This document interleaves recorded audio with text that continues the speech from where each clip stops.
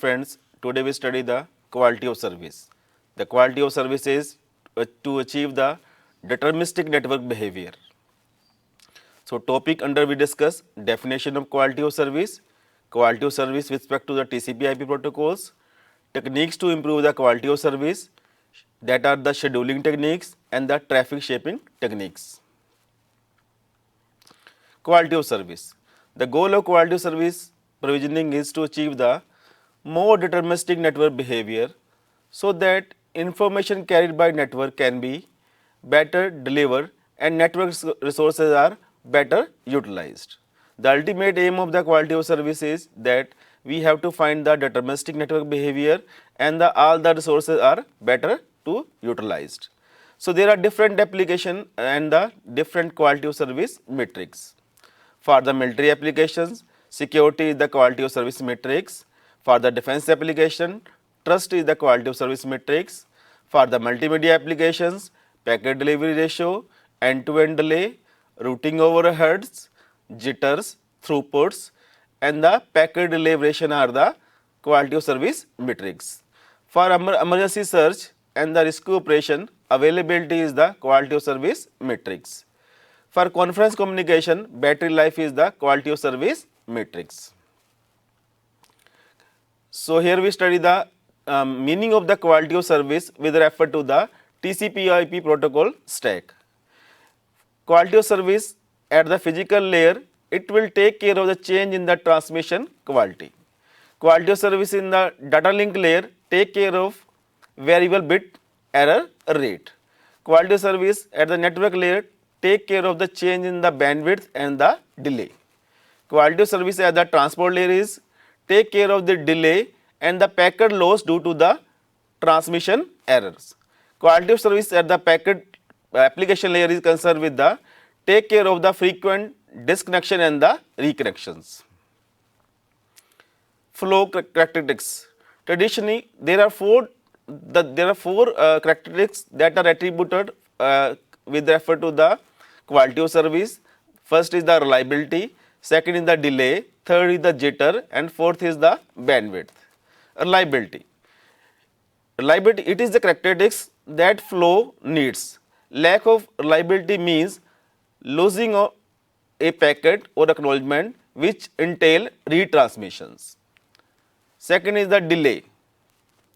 Delay, it is a time lag when a source sends the data and when the receiver receives the data. In the soft real applications such as the telephony and the audio conferencing, video conferencing and remote login need to minimum delay. Jitter.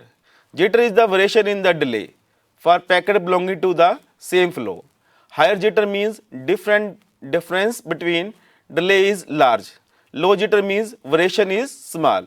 If the jitter is high, some action is needed in order to use the received packet.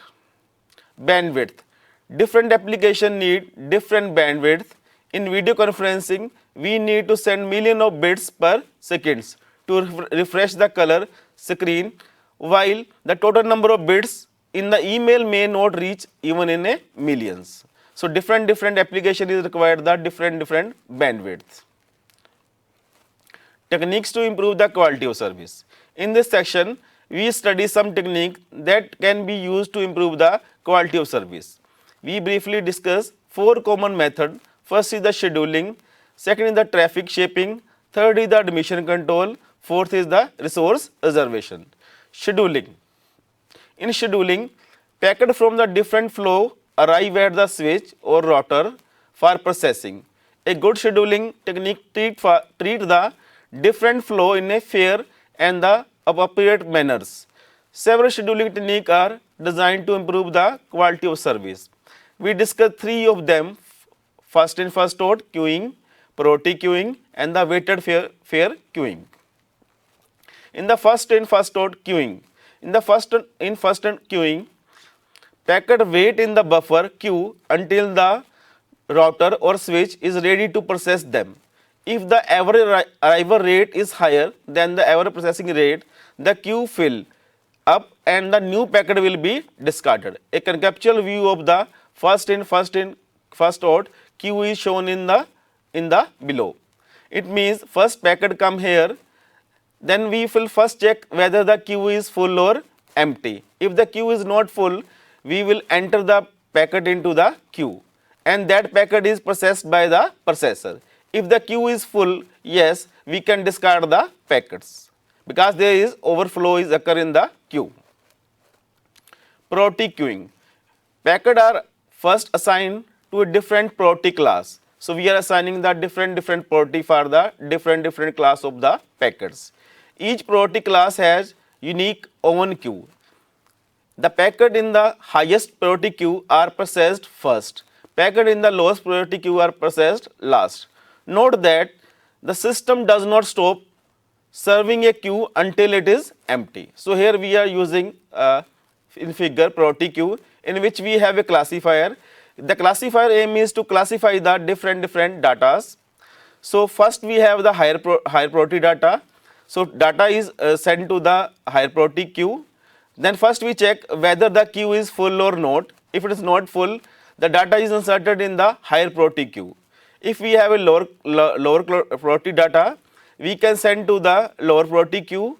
Again, before sending the data to the queue, we will check whether the queue is full or not. If it is not full, we can insert the data into the queue. Otherwise, if the queue is full, we can discard the data. Priority queue can improve the quality of service better than the first in first out queue because higher priority traffic such as the multimedia can reach the destination with the less delay. However, there is potential drawback. If there is a continuous flow in the higher priority queue, the packet in the lower priority queue will never get the chance to be processed. This condition is known as the starvations. Third is the weighted fair queuing. A better scheduling method is the weighted fair queuing. In this technique, the packets are still assigned to the different class and admitted to the different queue. The queue, however, are weighted based on the priority of the queue. Higher priority means higher priority weight. The system process packet in the each queue in the round robin fashions with the number of packets selected from the each queue based on the corresponding weight. For example, if the weight we are assigning 3 to 1, 3 packets are processed from the queue 1, 2 packets are processed from the queue 2 and one packet is processed from the queue number 1. So this process will be happen round robin fashions. So here in the figure we are showing that the weight we assign the queue is 3, 2 and the 1. First 3 packets will be processed from the queue first, then the 2 packet will be processed from the queue second and the one packet is processed from the queue third, and the similar process will be with the help of the round robin. This process will be continual until we have the packet to the process. Technique to improve the quality of service. Traffic shaping. Traffic shaping is a mechanism to control the amount and the rate of the traffic sent to the network. One technique that can shape the traffic, leaky bucket algorithm, is discussed below. In the if a bucket has a small hole at the bottom, the water leak from the bucket at the constant rate as long as there is water in the bucket. The rate which the water leaks does not depend on the rate at which the water is input to the bucket unless the bucket is empty. The input rate can vary, but the output rate remain constant. So as we know, in the internet we have a bursty flow. So leaky bucket algorithm is used to convert the bursty flow into the fixed flow. So that's why this is another technique to somehow to shape the traffic from the bursty traffic flow to the fixed traffic flow of the internet. Same process we are following here. We have a one condition. If the queue is full, no, we can insert the data into the queue. Otherwise, if the queue is full, we can discard the data. Third technique is the resource reservations. A flow of data needs resources such as buffer, bandwidth, CPU time and so on. The quality of service is improved if these resources are reserved beforehand. Last is the admission control. Admission control refers to the mechanism used by router or a switch to accept or reject a flow based on predefined parameter called the flow specification. Before a router accept a flow for processing, it check the flow specification to see if its capacity in term of bandwidth, buffer size and the CPU speed etc is available or not available. Thank you. The book we are referring for this lecture is the Data Communication and Computer Network by the Frozen.